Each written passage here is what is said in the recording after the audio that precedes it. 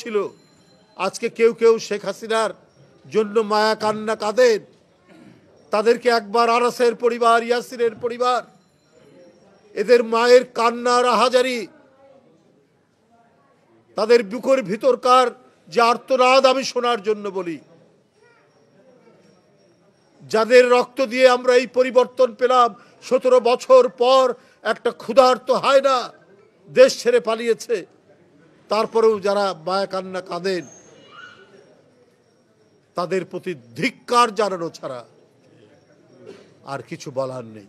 আজকে কেন আন্তর্জাতিক আর্থিক সংস্থাদের প্রেসক্রিপশন অনুযায়ী সাবানের দাম বাড়বে, কেন গুঁড়া দুধের দাম বাড়বে, তাদের উপর ভ্যাট লাগানো হবে, এবং আরও অত্যন্ত গার্মেন্টস মানে কাপড়ের উপর কেন ভ্যাট লাগানো হবে, ওষুধের উপর কেন লাগানো হবে, ভ্যাট বসানো হবে। এটার জন্য কি জুনায়েদরা রক্ত দিয়েছে? যে দোসররা প্রতি পদে পদে অন্তর্বর্তীকালীন সরকারকে তারা বাধাগ্রস্ত করবে এবং সুচারুভাবে রাষ্ট্র পরিচালনার ক্ষেত্রে তারা নানাভাবে বিঘ্ন তৈরি করবে, কারণ তাদের কাছে প্রচুর টাকা আছে, তাদের কাছে নানা ধরনের মেকানিজম আছে যেইটা দিয়ে এই সরকারের উপর মানে সমালোচনা করা যায়। কিন্তু সরকারকে তো আরও সতর্ক, সরকারকে আরও আর্টিকুলেট হয়ে এই সমস্ত জিনিসগুলোকে তো প্রতিহত করেই আজকে মানুষ যেটাতে স্বস্তি পায়, মানুষ যেখানে মানে লাভবান হবে, সেই কাজটা তো তাদের করতে হবে।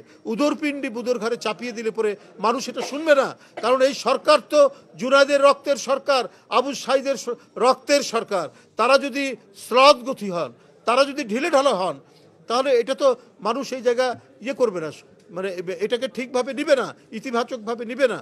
আর যেটি বলছেন মেয়াদ বাড়ানোর কথা, সেটা তাদের দেশের বিষয়, কিন্তু তাদের যদি অন্য কোনো উদ্দেশ্য থাকে শেখ হাসিনাকে নিয়ে, তো সেটা আমি বলতে পারবো না কোনো উদ্দেশ্য আছে কি না।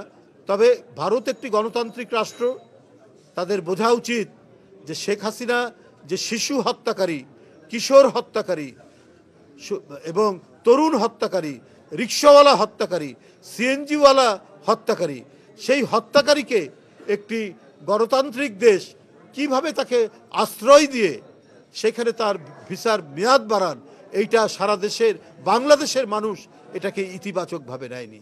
ভারতের জানা উচিত যে তুমি মনে করেছো যে বাংলাদেশ ছোট দেশ, কিন্তু বাংলাদেশ 18 কোটি মানুষের দেশ, এবং এদের দেশের মানুষের দেশপ্রেম এত উঁচু পর্যায়ে যে তোমরা যতই বাংলাদেশের বিরুদ্ধে অপপ্রচার এবং আগ্রাসী মনোভাব পোষণ করো না কেন, বাংলাদেশ তার স্বাধীনতা, সার্বভৌমত্ব এবং গণতন্ত্র রক্ষায় অতন্দ্র প্রহরীর মতো